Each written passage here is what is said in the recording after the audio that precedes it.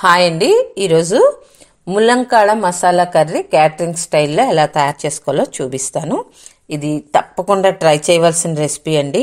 పుల్కా, రోటీ, chapati, rice ఎందులోకైనా perfect match. ఇప్పుడు దీనికోసం ముందుగా మనం మసాలా దినుసుల్ని వేడి చేసుకుందాం. ముందుగా 1 టేబుల్ స్పూను పల్లీలు, అలాగే whole garam masala, 1 tablespoon ధనియాలు, కొంచెం మిరియాలు వేసుకోండి. ఓల్ గరం మసాలా అంటే అన్ని ఇగో 2 యాలకులు, 2 ఇంచులు దాల్చిన, 4 లవంగాలు వేసాను. అలాగే ఎండు కొబ్బరి కూడా కొంచెం వేసుకోవాలి. 3 ఇంచుల ఎండు కొబ్బరి కూడా వేసుకోండి. ఇవి పూర్తిగా వేగాల్సిన అవసరం లేదు. కొంచెం ఇలా వేగాక ఒక మిక్సీ బౌల్లోకి తీసుకొని మెత్తగా పౌడర్లా చేసుకోండి. ఇప్పుడు ఇందులో కొంచెం చింతపండు పులుసు వేసుకోవాలి.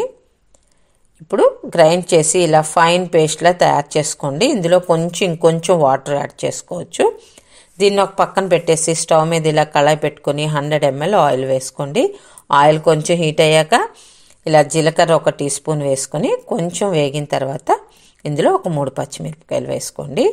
ఇదంతా కూడా మీడియం ఫ్లేమ్లో చేసుకోవాలండి. పచ్చిమిరపకాయలు కూడా కొంచెం వేగాక ఒక పెద్ద సైజు 2 ఉల్లిపాయలను తీసుకుని ఇలా సన్నగా తరుక్కోవాలి. నేను ఇలా చాపర్లో వేసి కొట్టానండి, అందుకే ఇలా వచ్చింది. మీరు మిక్సీలోనైనా వేసుకొని ఒక తిప్పేస్తే మనకి ఇలా వస్తుంది. చక్కగా ఇది లైట్ బ్రౌనిష్ కలర్ వచ్చేంత వరకు ఉల్లి వేగాక ఇందులో చిటికెడు పసుపు వేసుకోండి. పసుపు వేసాక పసుపు వాసన తగలకుండా మనకి ఆయిల్లో 1 నిమిషం పాటు ఇలా వేయించుకోండి. ఫ్రెండ్స్, ఈలోగా ఈ వీడియోకి ఒక్క లైక్ చేయండి ఫ్రెండ్స్. అలాగే కొత్తగా ఎవరైనా మన ఛానల్లోకి వచ్చి చూస్తున్నట్లయితే సబ్స్క్రైబ్ చేసుకొని చూడండి. పసుపు కొంచెం పచ్చివాసన లేకుండా ఫ్రై చేసుకున్నాక 1 టేబుల్ స్పూన్ అల్లం వెల్లుల్లి పేస్ట్ వేసుకుని ఈ పేస్ట్ కూడా పచ్చివాసన లేకుండా ఒక్కసారి ఆయిల్లో ఫ్రై చేసుకోవాలి. సరే, పూర్తిగా ఫ్రై అయింది, ఆయిల్ పైకి తేలుతుంది కదా. ఇప్పుడు ఒక 2 టమాటాలని ఇలా ప్యూరీలా చేసి వేసుకోండి.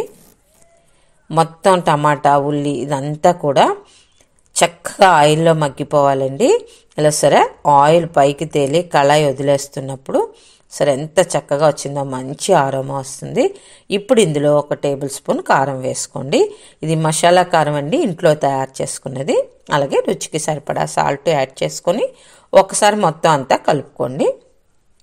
ఇలా కలుపుకొని సరే అంతా కలిసాక ఇప్పుడు ఇందులో ములంకాడలను యాడ్ చేసుకుందాం. ఇవి పెద్ద సైజు 3 ములంకాడలండి. చక్కగా పైన నార అంతా తీసేసి నీట్గా క్లీన్ చేసుకొని వేసుకోవాలి. ఇప్పుడు ఇలా ఈవెన్గా అంతా సర్ది మూత పెట్టి మీడియం ఫ్లేమ్లో 3 నుంచి 5 నిమిషాలండి. 3 నిమిషాలు అయ్యేటప్పుడు ఒకసారి మూత తీసి చూడాలి. 5 నిమిషాల వరకు వదిలేయక్కర్లేదు. చక్కగా ఇది దగ్గరికి అయిపోయింది కదా, ఇంకా మూత పెట్టకుండా మసాలా పేస్ట్ వేసేసుకుందాం. ఇలా మొత్తం అంతా వేసుకొని కలుపుకోండి. ఫ్రెండ్స్, ఇంకా ఎవరైనా సబ్స్క్రైబ్ చేసుకోకుండా ఉండుంటే సబ్స్క్రైబ్ చేసుకోండి ఫ్రెండ్స్. మీరు సబ్స్క్రైబ్ చేసుకొని చూడడం వల్ల ఈ వీడియో ఇంకొంచెం మందికి ప్రమోట్ అవుతుందండి. అలాగే లైక్ చేయడం మర్చిపోకండి. ఇప్పుడు మూత పెట్టేసి 3 నుంచి 5 నిమిషాలు మీడియం ఫ్లేమ్లో, మళ్ళీ నేను 4 నిమిషాల తర్వాత మూత తీసి చూశాను. చూసారా, చక్కగా దగ్గరగా అయిపోయింది. ఫ్లేమ్ మీడియం నుంచి సిమ్కు మార్చుకొని వాటర్ యాడ్ చేసుకోండి. ములంకాడ ములిగినంత వరకు కూడా వాటర్ వేసుకోవాలి. మంచి వాసన వస్తుందండి. అసలు మూత తీయగానే చాలా మంచి ఆరోమా వచ్చింది. తప్పకుండా ట్రై చేయండి ఫ్రెండ్స్. మూత పెట్టేసి మళ్ళీ 3 నుంచి 4 నిమిషాల పాటు ఉడికించుకోవాలి. సరే, కొత్త ఉడుకుతుంది కదా. ఇప్పుడు ఫ్లేమ్ కొంచెం తగ్గించుకొని కొత్తిమీర యాడ్ చేసుకోండి. కస్తూరి మెంతైనా సరే వేసుకోవచ్చండి. మొత్తం అంతా ఒకసారి కలుపుకొని స్టవ్ బంద్ చేసేసి సర్వ్ చేసుకోవడమే. ఫ్రెండ్స్, మీకు నచ్చినట్లయితే తప్పకుండా ట్రై చేయండి ఫ్రెండ్స్. ట్రై చేసిన తర్వాత ఎలా వచ్చిందో కామెంట్ చేయడం మర్చిపోవద్దు.